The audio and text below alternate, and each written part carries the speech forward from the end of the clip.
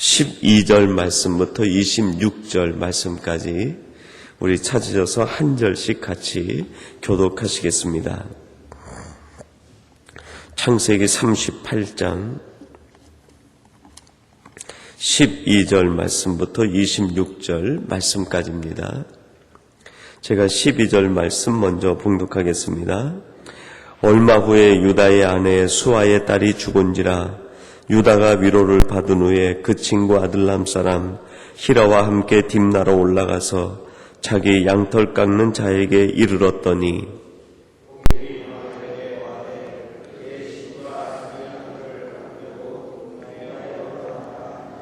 그가 그 과부의 의복을 벗고 면박으로 얼굴을 가리고 몸을 휩싸고 딥나 길곁 에나임 문에 앉으니 이는 셀라가 장성함을 보았어도 자기를 그의 아내로 주지 않음을 인함이라.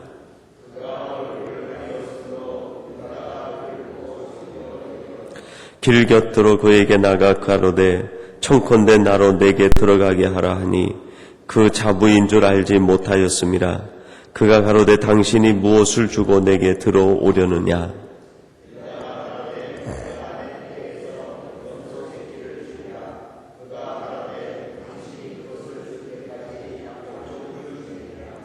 유다가 가로되 무슨 약조물을 내게 주랴. 그가 가로되 당신의 도장과 그 끈과 당신의 손에 있는 지팡이로 하라. 유다가 그것들을 그에게 주고 그에게로 들어갔더니 그가 유다로 말미암아 잉태하였더라.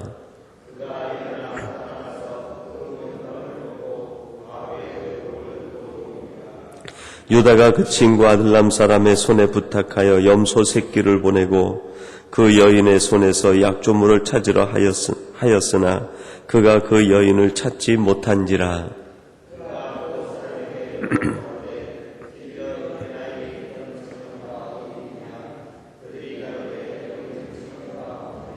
그가 유다에게로 돌아와 가로되 내가 그를 찾지 못하였고 그곳 사람도 이르기를 여기는 창녀가 없다 하더라.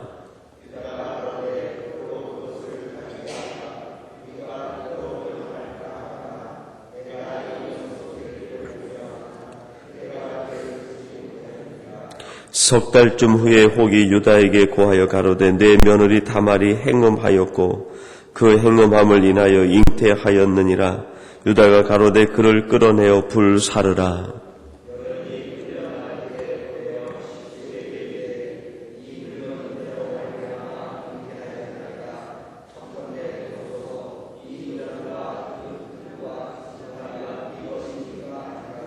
함께 봉독하겠습니다. 유다가 그것들을 알아보고 가로되 그는 나보다 옳도다. 내가 그를 내 아들 셀라에게 주지 아니하였음이로다 하고 다시는 그를 가까이 하지 아니하였더라. 아멘. 오늘은 창세기 38장 12절에서 26절 말씀을 통해서 유다에 대해서 우리가 함께 생각을 해보려고 합니다. 어제는 그 유다 가정의 이야기 가운데 다말을 중심으로 해서 우리가 살펴보았습니다.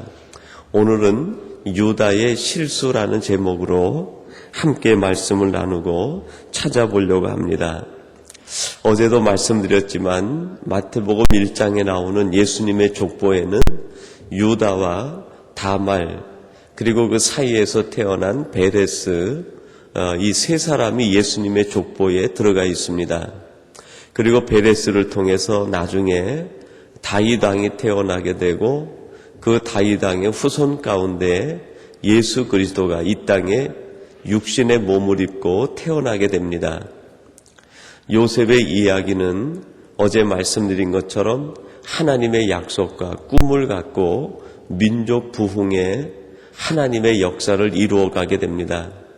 여러분들이 하나님이 주시는 비전과 꿈을 갖고 우리에게 주어진 이 땅의 삶에서 세상에 하나님의 나라의 완성과 세계 부흥, 영적 각성의 꿈을 갖는 우리 성도님들이 되시기를 바랍니다. 우리 안에 요셉처럼 하나님의 비전과 꿈이 있어야 되겠다. 그러면 오늘 이 38장의 의미는 무엇인가? 요셉의 이야기가 진행돼 가는 가운데에서 왜 유다의 이야기가 나오게 되는가? 유다는 바로 예수 그리스도의 야곱의 12아들 가운데 족장으로 그렇게 세움을 받게 됩니다. 유다의 씨앗을 통해서 예수 그리스도 메시아가 태어나게 됩니다. 바로 우리 안에도 이러한 것이 영적으로 잉태되어야 되겠다. 하나님의 나라의 씨앗이 우리 안에서 자라고 그것이 열매가 맺고 그것을 통해서 하나님의 뜻이 이루어져야 되겠다. 그래서 꿈과 이 유다에 있는 그 씨앗이 어떻게 보면 동일한 의미가 내포되어 있습니다. 어떻게 하나님께서 이것을 키워가시는가, 어떤 사람들을 통해서 키워가시는가 하는 것이 요셉 이야기와 유다 이야기의 핵심이라고 할 수 있겠습니다. 요셉은 어떻게 보면 아주 의로운 사람입니다. 요지부동의 사람이고 실수가 없는 사람입니다. 요셉을 보면서 내가 요셉처럼 이런 삶을 살아갈 수 있을까 싶을 정도로 아주 요셉은 좌로나 우로나 치우치지 않고 정도를 걸어갑니다. 그래서 모든 사람들이, 우리 자녀들이 요셉처럼 됐으면 좋겠다. 그래서 서양 사람들이 가지고 있는 이름 가운데 아주 많은 이름이 성경 속에 있는 인물 가운데 두 사람의 인물을 자기 이름으로 많이 쓴다고 그럽니다. 그 하나가 존이라는 이름입니다. 요한이죠. 그리고 또 하나의 이름이 조셉이라는 것이에요. 요셉이라는 이름을 서양 사람들이 즐겨 쓴다고 합니다. 요한은 사랑의 사도. 우리 자녀들이 사랑이 많았으면 좋겠다. 하나님으로부터 많은 사랑을 받았으면 좋겠다. 그리고 또 하나 바람이 있다고 하면 우리 자녀들이 이 험한 세상에서 요지부동 절대 믿음의 신앙을 갖고 하나님이 주시는 꿈을 갖고 세상을 변화시키는 사람이 됐으면 좋겠다. 그런 의미와 그런 부모의 바람을 담아서 이런 이름들을 많이 짓는다고 합니다. 그래서 요셉은 왠지 아주 위대해 보입니다. 그런데 여러분, 이 유다는 어떻습니까? 실수투성이요, 그 혈기를 다스리지 못합니다. 그래서 동생 요셉을 팔아남기는데 동조하게 되고요. 때때로 실수와 허물이 많은 사람, 그럼에도 불구하고 하나님께서는 그를 선택해서 하나님의 나라의 메시아의 족보에 쓰임받는 사람으로 삼으셨다는 것입니다. 여기에 우리들에게도 가능성이 있는 것 아니겠습니까? 만약에 요셉 같은 사람만 하나님이 쓰신다고 하면 그 앞에서 우리는 늘 주눅이 들 것 같아요. 하나님 앞에서 왠지 우리는 아무것도 할 수 없는 무기력한 사람처럼 느껴질 것입니다. 그러나 희망이 있습니다. 왜 그렇습니까? 유다와 같이 실수가 있는 사람도 그가 변화되어서 하나님 앞에 쓰임받게 되었다는 것. 그래서 변하면 쓰임받을 수 있습니다.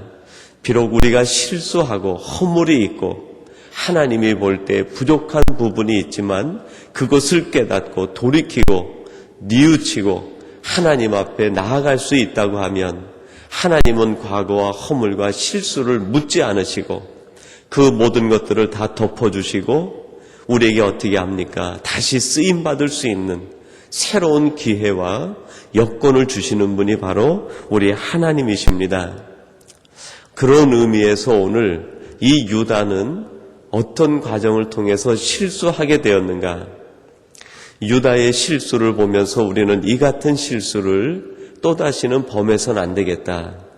하나님이 우리를 용서하시고 우리를 하나님이 품에 안아주셨는데 또 이런 실수가 다시 반복되어서는 안 될 것 아닙니까? 그런 의미에서 오늘 이 본문에 나타난 유다의 실수의 원인이 어디 있는지 그것을 살펴보고 이 같은 일이 우리에게는 다시 일어나지 않도록 경계하고 우리의 영적 삶에 파수꾼을 세워야 될 것입니다. 첫 번째, 유다는 왜 실수했는가? 사람으로부터 오는 위로를 기대했기 때문입니다. 여러분 12절 상반절에 보면요 그런 말씀이 있습니다. 얼마 후에 유다의 아내 수아의 딸이 죽은지라 유다가 위로를 받은 후에 그 친구 아둘람 사람 히라와 함께 그랬습니다. 자기의 사랑하는 아내가 죽게 되자 그러는 위로를 기다렸는데 사람으로부터 오는 위로를 기다렸습니다. 근데 그 사람이 누굽니까? 이 가나안 일경 히라 사람 아둘람 사람 히라라고 얘기합니다. 이방 땅에 거하는 사람의 친구로부터 위로를 기다렸던 유다가 결국 실수로 나가게 되었다는 것입니다. 사람을 기대하면 우리는 때때로 실수하게 됩니다. 인생을 의지하면 우리는 자칫 잘못된 곁길로 들어갈 수 있게 된다는 것입니다. 사람의 계획을 따르면 우리도 모르는 사이에 잘못된 일을 경험할 수 있게 된다는 것입니다. 그러므로 우리는 어떻게 해야 됩니까? 도울 힘이 없는 인생을 의지하는 것이 아니라 우리에게 날마다 도움을 베풀어 주시는 하나님을 의지하고 하나님을 찾아야 될 것입니다.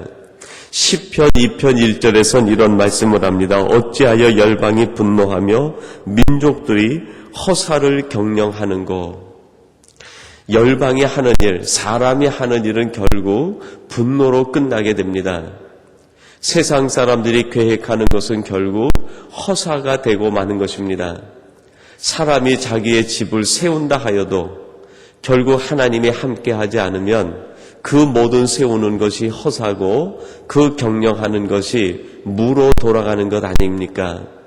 결국 우리의 걸음을 인도하시는 분은 하나님이시기 때문에 하나님을 의지하고 하나님의 도움을 구하는 사람, 그 사람이 가장 지혜로운 사람이라고 할 수 있습니다. 시편 121편에서 말씀합니다. 우리의 도움이 천지를 지으신 여호와에게서 온다고 말씀합니다. 그런 의미에서 오늘 이 새벽을 깨우고 예배하시는 우리 모든 성도님들이 눈을 들어 하나님을 바라보시고 하나님으로부터 오는 도움을 기대하는 복된 성도들이 되시기를 간절히 바랍니다. 그리고 이 유다는 보니까요 아둘람 사람을 친구로 삼았습니다. 조금 전에 읽었던 12절 상반절 말씀 후반절에 보니까요 그 친구 아둘람 사람 히라와 함께 그랬습니다. 여러분 우리들에게 표가 있다고 하면 우리 신앙인의 표가 무엇이겠습니까? 오직 예수와 함께, 오직 하나님과 함께, 오직 성령님과 함께 아니겠습니까? 사도 바울은 이것을 조금 바꾸어서 그렇게 얘기했습니다. 그리스도 안에, 성령 안에. 그리고 고린도 교회에 이것을 풀어서 말씀을 전할 때 너희는 무엇을 하든지 하나님의 영광을 위해서 하라. 늘 하나님과 함께 동행하라는 것입니다. 야고보서 2장 23절에서 아브라함에 대해 얘기를 하는데 이렇게 얘기합니다. 이에 경에 이른바 아브라함이 하나님을 믿으니 이를 의로 여기셨다는 말씀이 응하였고 그는 하나님의 벗이라 칭함을 받았나니. 아브라함을 가리켜서 하나님의 벗이었다, 하나님의 친구였다, 그렇게 칭함을 받았다는 것입니다. 여러분 조금 욕심나지 않습니까? 여러분 지금 한국에서는요 아마 이명박 대통령 오래된 그 동창들이 아마 그 모든 모임에서 나가면서 얘기할 때 그런 얘기 할 거예요. 내가 이명박과 초등학교 1학년 때 같은 반이었다. 그것도 영광이죠. 내가 중학교 때 이명박 그 친구하고 짝꿍이 돼서 옆자리에 앉아서 공부했다. 그것도 영광이 되지 않겠어요? 대학교 다닐 때 내가 같은 동아리에 있었다. 얼마나 큰 영광입니까? 여러분 대통령을 친구로만 두어도 대통령이 나를 모르는데 내가 그냥 그 어린 시절에 같은 반에만 있어도 그것이 자랑거리가 되고 그것을 얘기할 텐데요. 여러분 하나님을 친구로 삼는 사람 얼마나 복된 사람입니까? 하나님께서 아브라함을 가리켜 얘기합니다. 그는 나의 친구였다. 여러분, 주님께서 우리에게 오심으로 변화된 게 있습니다. 구약 시대에는 하나님의 사람들을 하나님의 백성이다 그렇게 칭하였습니다. 그러다가 조금 더 시간이 지나면서 우리 사람들을 뭐라고 합니까? 너희들은 나의 종이다. 그렇게 우리를 부릅니다. 그런데 예수님이 우리에게 오심으로 인해서 우리의 신분의 변화가 이루어졌습니다. 너는 나의 자녀다. 예수님이 우리를 뭐라고 얘기합니까? 요한복음 15장에 보니까요, 너희는 나의 친구다. 심지어 우리 주님께서는 형제들아 그렇게 우리를 부르셨습니다. 너는 나의 피를 나눈 형제다. 여러분, 하나님의 친구만 돼도 감격할 텐데 우리 주님이 우리에게 뭐라고 말씀합니까? 너는 나의 형제다. 얼마나 큰 은혜고 은총입니까? 근데 여러분, 여기에는요 책임이 뒤따릅니다. 하나님의 친구로서 우리가 어떻게 살아야 됩니까? 하나님의 명예를 우리들이 지켜드려야 되는 거죠. 너는 나의 형제다 그랬을 때 우리는 형제된 예수 그리스도 하나님의 명예를 지켜드려야 되는 사람이라는 뜻도 담겨 있습니다. 여러분, 오늘 유다는요 하나님을 친구로 두지 못했습니다. 그러나 나중에 그가 하나님의 놀라운 축복과 은혜 가운데 하나님 앞에 선택받고 쓰임받게 되었을 때 그를 통하여 위대한 메시아의 가문이 형성이 되게 됩니다. 오늘 여러분들이 하나님으로부터 나의 종이다, 나의 백성이다, 그 관계를 뛰어넘어 너는 나의 친구다, 너는 나의 형제다, 나의 자녀라, 하나님으로부터 이 칭함을 받고 그 축복을 누리는 동시에 거기에 담겨있는 성도로서의 본분과 책임을 다하는 우리 복된 성도님들이 되시기를 바랍니다. 그리고 두 번째로 이 유다는요 실수를 했는데 왜 실수를 했는가? 늘 즐겨 찾는 것이 잘못되었습니다. 여러분, 12절 하반절에 보니까요 그렇게 말씀합니다. 딥나로 올라가서 양털 깎는 자에게 이르렀더니 13절 말씀을 함께 볼까요? 13절입니다. 혹이 다발에게 고하되 내 시부가 자기 양털을 깎으려고 딥나에 올라왔다 한지라. 여러분, 만약에 이 유다가 딥나를 즐겨 찾지 않았다고 하면 이러한 일들은 아예 일어나지도 않았을 것입니다. 이 유다가 즐겨 찾는 것이 하나님이 기뻐하시는 곳이라기보다는 자기가 기뻐하는 곳이었습니다. 자기의 양떼가 있는 곳입니다. 자기 마음의 보물을 쌓아둔 곳, 그것이 딥나였습니다. 자기 마음의 보물을 딥나에 쌓아두지 않고 하나님이 계신 하나님의 성전에 터가 있는 베델에 쌓아두고 하나님께서 함께 하시는 아름다운 성소에다 쌓아두었다고 하면 이러한 일들이 일어나지 않았을 것입니다. 자기 양떼들을 쌓아놓고 자기 마음의 모든 보물을 쌓아놓은 그 딥나를 향해 올라갔다가 결국 이러한 실수를 하게 됩니다. 우리 주님께서 우리에게 주시는 말씀이 무엇입니까? 너희들의 보물을 하늘에 쌓아두라. 그 뜻이 무엇이겠습니까? 내 마음을 내게 두어라. 내 마음을 나에게만 두어라. 내 마음이 세상을 쫓아가고 내 마음이 세상 다른 보물 쌓아둔 대로 가게 되면 결국 그것 때문에 실수하게 되고 그것 때문에 내가 즐겨 찾는 것이 달라지게 되고 그 즐겨 찾는 것이 달라지게 되면 그것이 너를 범죄케 한다는 것입니다. 오늘 우리들은 우리의 마음을 하나님께 두고 하나님의 성소에 두고 그로 말미암아 우리가 즐겨 찾는 것이 하나님이 계신 곳이요 하나님의 전이요 하나님의 마음을 즐겨 찾는 오늘 이 새벽을 깨운 여러분들이 되시기를 간절히 소망합니다. 그리고 마지막 세 번째는요, 순간적인 유혹을 이겨내지 못했습니다. 15절과 16절 상반절에 보니까요, 그렇게 말씀합니다. 그가 얼굴을 가리웠으므로 유다가 그를 보고 창녀로 여겨 길 곁으로 그에게 나아가 가로되 청컨대 나로 내게 들어가게 하라. 23절 상반절은 이렇게 말씀합니다. 유다가 가로되 그로 그것을 가지게 두라. 우리가 부끄러움을 당할까 하노라. 딥나에 올라가서 보니까요, 웬 아리따운 여인 하나가 길 곁에 앉아 있는데 그를 보고 마음속에 육체적인 소욕이 동하게 됩니다. 결국 그 순간적인 유혹을 이겨내지 못하고 실수를 하게 됩니다. 23절에 우리가 부끄러움을 당할까 하노라. 여러분, 이 뜻이 무엇이겠어요? 자기가 한 일이 부끄러운 일인 줄 알면서 그 일을 했다는 것을 말해주고 있는 것이 아닙니까? 부끄러운 줄 알았지만 순간적인 육체의 소욕, 유혹을 이겨내지 못하고 그 부끄러움에 손을 대었을 때 결국 그것이 자기에게 화로 돌아오게 된다는 것입니다. 여러분, 오늘 이 땅을 살아가면서 부끄러운 것에는 손을 대지 않는 저와 여러분이 되어야 될 것입니다.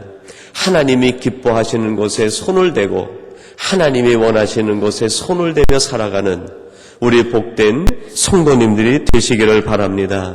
이런 의미에서 우리 안에 날마다 육체의 소욕은 작아지고 성령의 소욕, 하나님의 소욕만이 날마다 풍성하게 열매가 맺어 그 길을 따라가는 우리 복된 삼성교회 모든 가족이 되시기를 주님의 이름으로 축원합니다.